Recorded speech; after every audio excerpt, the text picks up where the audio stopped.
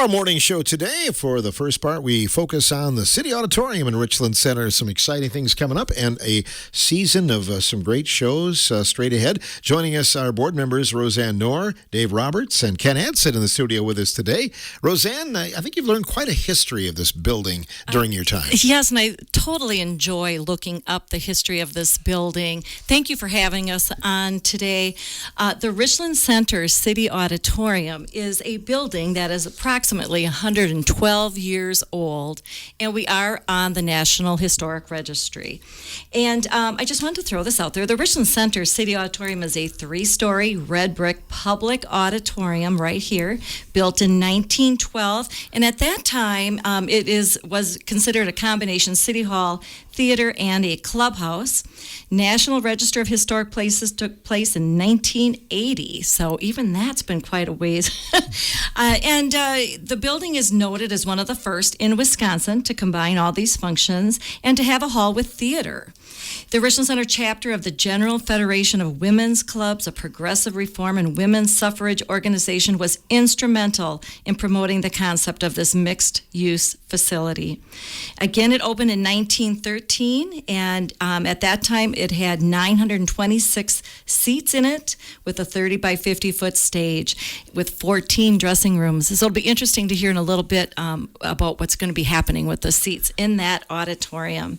The architecture, doing some more research, the windows were designed after a Chicago style, and we are considered neoclassical style, but it also had some Renaissance, some gold fixtures that are being repainted by Kent. There are some angels up by the stage, and I think for some of us that have gone into that auditorium, you don't always get a chance to look at all the details, but it is a beautiful, beautiful building, and we are definitely welcoming people to come in. And please come and see our building. And so we are having some activities and some musical venues coming up with that, too. Indeed. And you've been going through a little bit of a transformation. Ken Hansen, Dave Roberts kind of knowing about that. Kent, a lot of blood, sweat, and tears have already gone in the backstage, right? Oh, yeah. Yeah, a lot of work has been put into it. We've had, we're replacing the seating, but along with replacing the seating, we're doing a lot of painting. And, the seating project started approximately about 3-4 months ago, and just a good collaboration of local people stepping up and helping out with those efforts. I'd like to put a shout out to Bruce and Tyler Kitzenbull. They've really helped out with providing us with the plywood and the wood that we needed for the project. All American Do It Center. Jen has been very instrumental in providing us with basically the nuts and bolts and the glue for this project. Bailey Paint, just down the street from us. Steve and Jim, we're still working with those guys on the project. Just Advanced Pump and Well, Larry and Shelley. I mean, they provided their truck and trailer to help us get rid of some of the old seating and that sort of thing.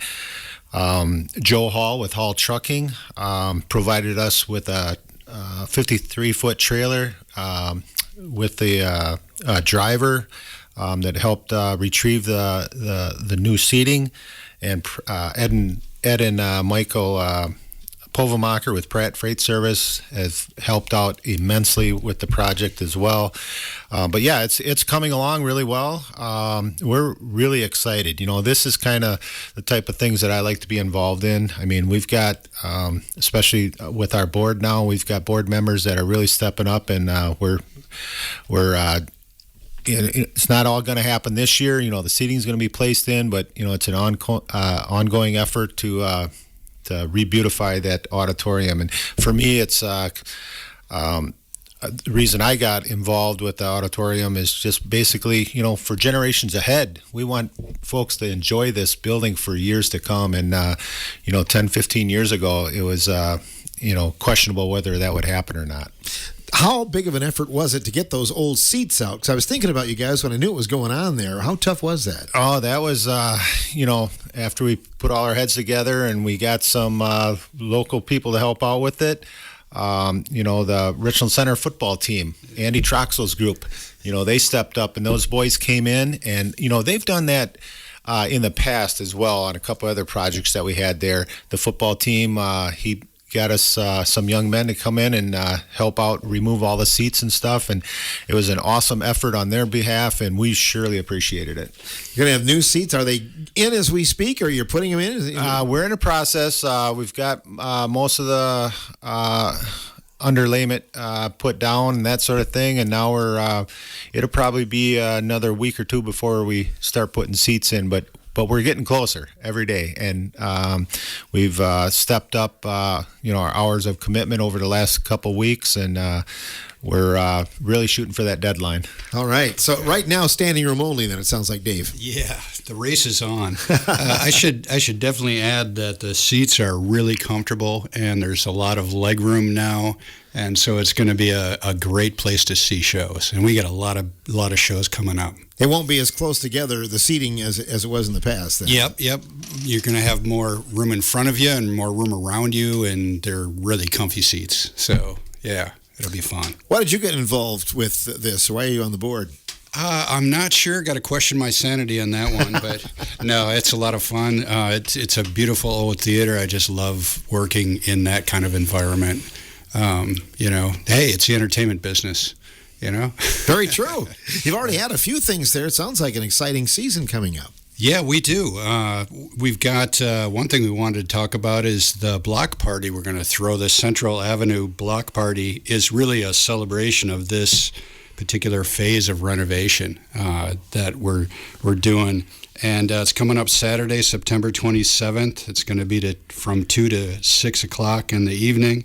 And we're going to have bands. We have 3 bands playing.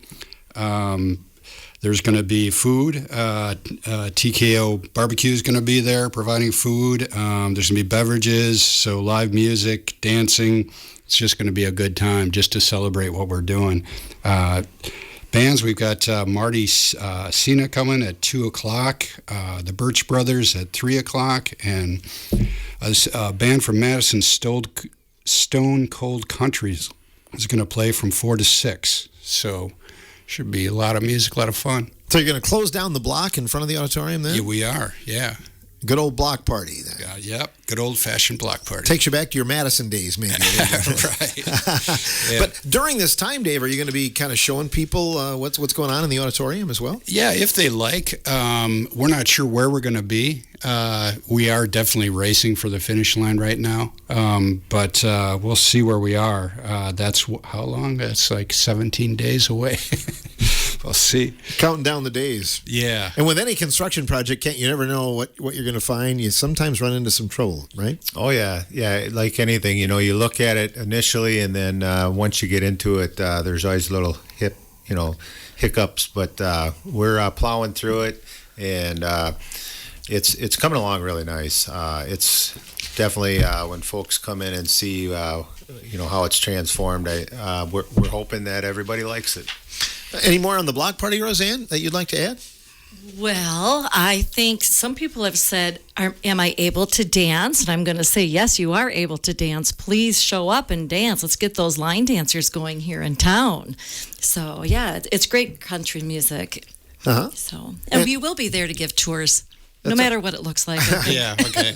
I think people will just be curious, Roseanne, just to see, because we've not seen it without seats before. Yes. And people do love construction projects. They like to look at that. Something I want to point out is the talent of our board members. Pretty amazing. Some of us didn't even know each other before we ended up on the board.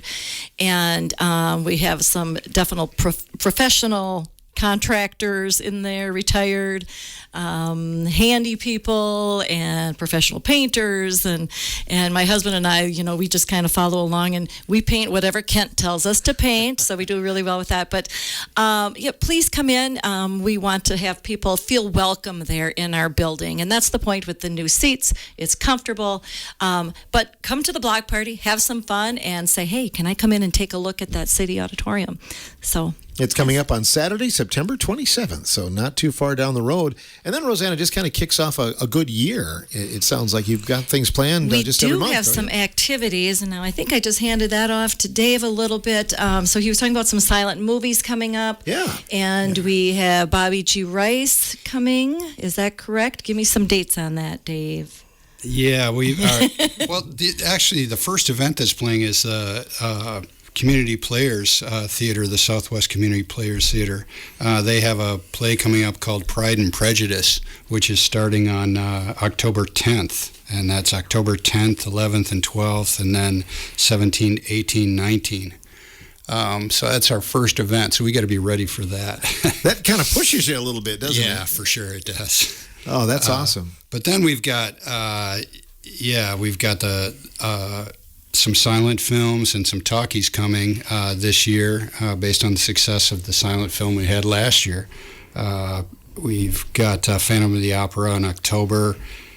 Safety Last is coming in January, and Animal Crackers is coming in the spring and April. We've got 2 different comedy shows coming to the auditorium. We have the first music show is Bobby G. Rice, which is coming October 25th. And we've got country act Dan Lepian on January 24th. And I'm also passing over, we've got a Veterans Day celebration on November 9th. And we've got Maggie May coming in December again. That was a really big hit for us. That was probably the biggest one that you did last year in terms of attendance, wasn't it? Right, yeah, it was.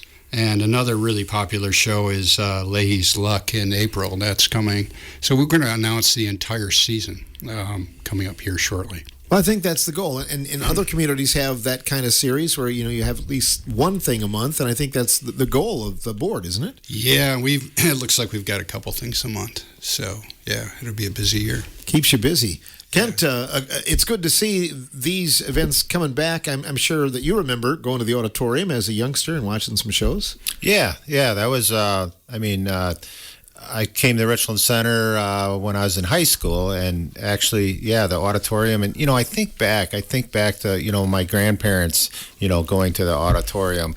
I mean, like Roseanne mentioned, I think we are the oldest city auditorium in the state. And, just to look back and think about, my grandparents being in that venue, and, that's kind of my my push, with being on the board and, seeing, generations ahead, being able to enjoy what, folks in the past have. It's just, it's an iconic building, and we're going to try to resurrect it back up. Well, it's kind of like one step at a time. The elevator, that was certainly a huge project and really added to the building, didn't it? Yeah, that was just prior to me getting on the board. But, Mick had and Roseanne, or Susan and Norbert Kellenen had a big push on that, and the elevator got put in. And, the building now, too, with having the folks upstairs, we've got that rented out, and it's a really good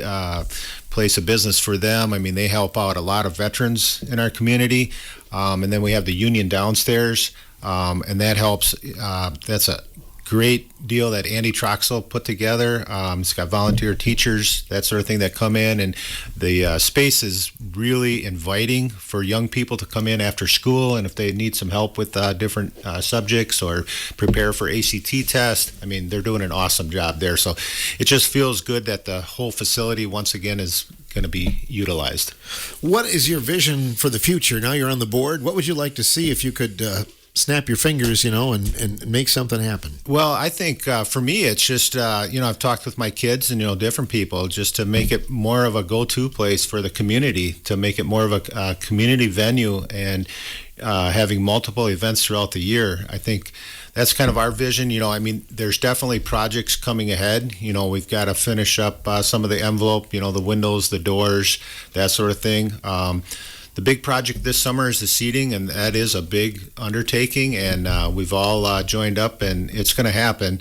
And then the other projects are going to be more incremental, and but over time, people start seeing the differences there as well. Yeah, seats was a big thing. People talked about that for years. Yeah, unfortunately, they serve themselves very well. But, over 100 years old. We had cushions there, but the cushions weren't always, if you stack 2 or 3 on, it might, and sitting there for two and a half hours for an event, I think it got a little tough. And that was probably, our big motivation behind, replacing the seats is just for people's comfort. Have you had to do a lot of rewiring? Not too much rewiring at this point, but I know we've switched out, we're switching all the lighting out. We've got a lift in there right now. We're going to be replacing all the old condensate bulbs with LED bulbs to make those more efficient, a little better lighting, as you come in. But yeah, there'll be some electrical, a little bit here and there as the project keeps moving forward. But as far as the seating project, no, there hasn't been a lot with that. But, as time goes on, we have visions, the bathroom, we've got 2 bathrooms located within the auditorium itself, and then we've got one upstairs, and, down the road, we'd like to look at maybe putting in a couple more bathrooms on the main floor just for more convenience, that sort of thing. So yeah, it's evolving. Dave, I know you're a sound guy. The acoustics in that place for the age of the venue, it's pretty amazing, aren't they? Yeah, it's a beautiful sound. Full Compass analyzed it several years ago and called it one of the best acoustics of any theater in Southwest Wisconsin. So it's, it's great. You can stand on the stage and just talk, and someone can hear you in the balcony. For that company to say that's quite an endorsement, isn't it? Yeah, it sure is. Yeah. And so some things that when you're planning sound for the building, you probably don't need as much sound then, in other words, right? Right. Yeah, you don't, when people bring sound systems, usually they're overdone. It isn't really necessary to really amplify things. Hey, I wanted to do a shout out to the volunteers that have helped us. Okay. And that's in alphabetical order. Jesse Etzett, Donna Gethings, Chad Gillingham, Jeff Jelenik, Fuzz McCauley, Cody Muller, Jeff Paul, and of course Andy Troxel with the football team and the soccer team. And Ella and Lou Etzett, of course, provided some great help. All ages there, it sounds like. Yeah, all ages. And since we are kind of desperately approaching the finish line, we'd love for more people to come and help out. So if you're at all handy, you don't have to be a professional at all. Just give us a call and come help us if you can. The person to call would be Dwayne Welty at 630-992-5416, and maybe you could hang on to that number. So if someone calls the station, give it to us that again. That would be great. It's 630-992-5416. All right. What about if somebody has an idea for an event? Is the board open? If you like? Oh, absolutely. Sure. Absolutely. Yeah, we're actually looking pretty hard at booking the next season, the 26-27 season. So, yeah. In fact, if people want to, if they have a band and they want to play, let us know. But we'd like to fill up that next season. Good deal. You've made it now. You're on Wiki, Roseanne, right? Yes, we are. If you Google Richland Center City Auditorium, we show up. It's pretty exciting. And Wikipedia as well. So there is some history there. And the pictures are amazing. So I know sometimes people want to look back at heritage and look to see some family names. So there's pictures and all sorts. Something I want to throw out is one of the last times it was remodeled was in the 60s. So that is kind of how we ended up with some red carpet and some other things going on in there. So we are trying to have it go back a little bit more to the formal stage of maybe how that auditorium should look. And something that also, just one more last thing is, besides some political figures that have been there, William Jennings Bryan and William Howard Taft, Houdini, the Oak Ridge Boys, Jack Benny, Liberace, an opera singer by the name of Deborah Pulaski, Joe Garden, he's an author and a cartoonist named Linda Berry, and the infamous Betty Hayes. And so we did talk with Betty Hayes, and WKOW did a news snippet, so you can also Google that as well. And Betty Hayes started there in the 1950s, and so she's very, very well known in this area for dance. And so one of the things Mick Cosgrove had mentioned about Betty Hayes is that he said, "I believe no one in the history of the building, no one has had done more to impact the live arts than Betty Hayes Baxter for the auditorium." So Betty is the Guinness World Record holder for the longest career as a dance teacher. So as we remodel and renovate this city auditorium, part of our goal is to dedicate the stage area or portions of the auditorium in Betty Hayes in her name. So I think that's very fitting. Yes, absolutely. Yes. Exciting news. Did you ever dance the Betty Hayes dancers there? No, I never danced there, actually. I never had any formal dance, but I do know the potato digger. Oh, that's right.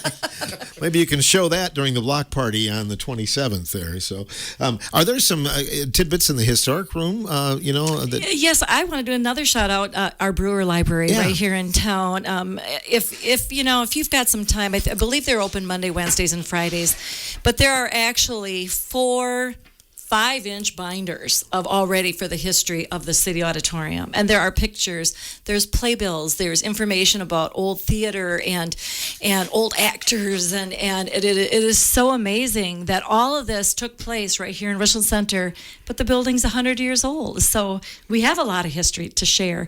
And I want to mention to people that as we have these new acts and things happening, and it's 2024 and 2025, as these new acts are happening, please get your information down to the city, to the library, so that they can start keeping track of more of these things as well, because we are the new history. Mm-hmm. Yeah, that's a good point. We've talked a lot about the history, but you want to make history for the next 100 years if you can, right? Yes. So. And I do want to mention is if there's anyone out there that has more historical information than what we are reading about our own building here in town. Maybe there's family members, maybe someone has pictures that we aren't aware of, or they're in their basement or something like that.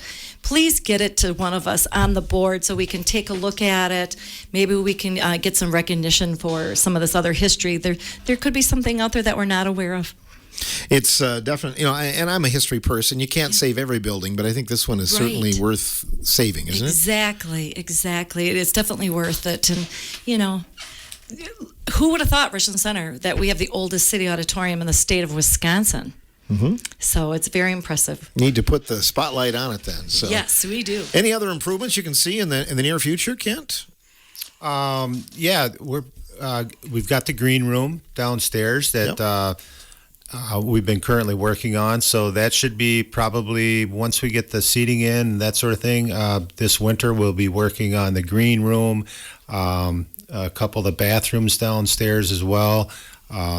Just trying to give everything a fresh look and making it inviting for, when acts come in, they'll have a nice space to go to. Anything else you'd like to add today? No, I think the 27th, if people can show up and like Roseanne said, if somebody would like to take a walk through, I'll be around. I'm sure there will be other board members that can kind of show you our progress, and hopefully, by what's going on there, people notice the differences and start coming to the city auditorium. Awesome. Dave, anything you'd like to add? No, I think Kent summed it up great. Great. And seating-wise, it's going to be a little less, right, than it's been in the past? We're going to have a total of 500 seats when we're done, approximately. That's a good number, though. Yeah. 500, good solid number. We're going to add a VIP section to the balcony. So. Oh, all right. Sounds good. You should get the box seats like the old-style theaters, right? There you go. Something like that. We'll invite you up, Phil. Yeah, there you go. Roseanne? I do want to mention one more thing. With the addition of the lovely elevator, and thank you to all the people that donated to help make that happen, we are definitely going to be much more handicap accessible. Yep. And so even with seating, there'll be spots where someone in a wheelchair, and there won't be all these bumps where they can't walk or something like that. So we'll be handicap accessible accessible right there in the seating area, right in the front.